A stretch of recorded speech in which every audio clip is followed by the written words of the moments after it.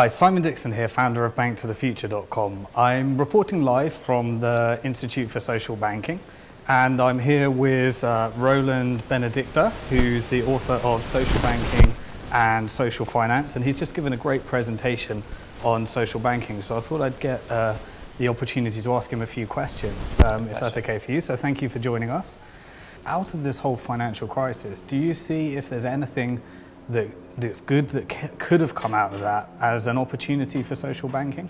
There are actually many good things that are coming out of every crisis. First of all, every crisis creates consciousness. There's a nice slogan, crisis creates consciousness, CCC, which I always would like to be remembered because this is the case. So the crisis, first of all, has increased the financial literacy of bigger parts of the population dramatically.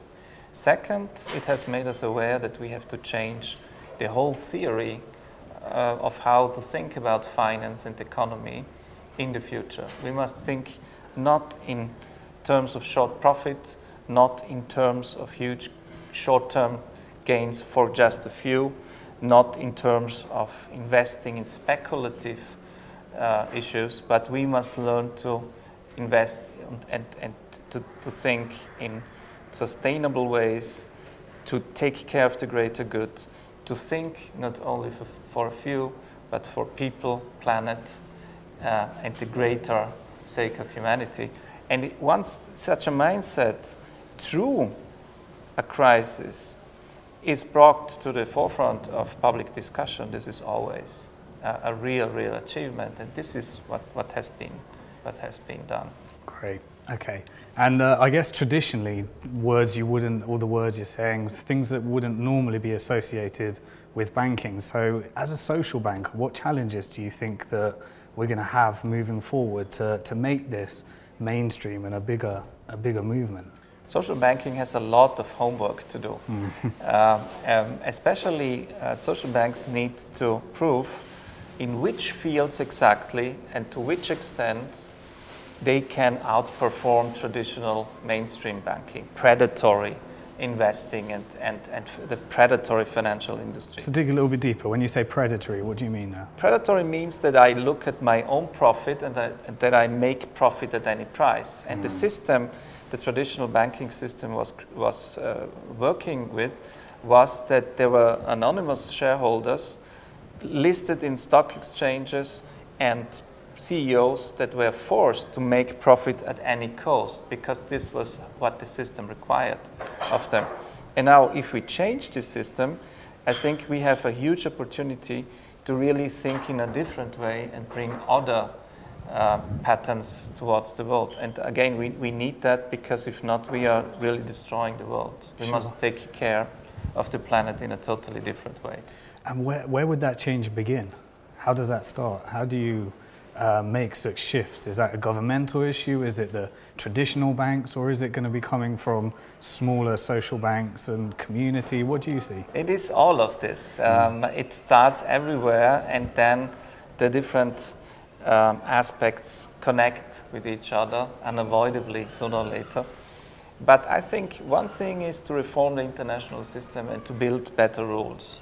Okay. That means to implement an international tax on high-risk transactions, on speculations that are pure speculations, to regulate this sector better, and this must be an international agreement.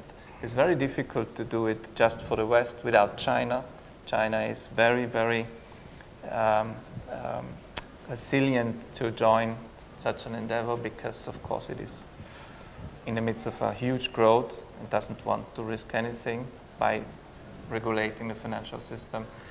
But nevertheless, we need an international agreement with all big players, including China, to foster and to create different mechanisms of how money is distributed and circles.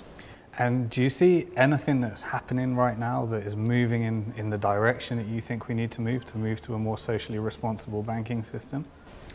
I would say that we see a lot of hopeful signs, but these are scattered signs that are implicit in the new regulations that Barack Obama, for example, tried in July 2011 Angela Merkel and the German parliament by basically prohibiting high-risk speculative practices. These are signs of hope, of better regulation. And you have other signs of hope by the increase of assets of social banks. I mean, social banks have doubled their assets, which is an unprecedented event during the financial crisis, and are the big winners of the financial crisis. So these also are hopeful signs. And the third dimension is that the thinking about economy and finance is changing. We have a whole array of new institutes scattered all over the world. For example, the Institute for New Economic Thinking in New York, established by Nobel laureates like Joseph Stiglitz and Ian Golding, or the Bruce Initiative for Rethinking Capitalism at the University of California, Santa Cruz. Right. At the University of Oxford, you have an Institute for Social Entrepreneurship. So these are signs in the academic sphere that the mindset might be changing slowly.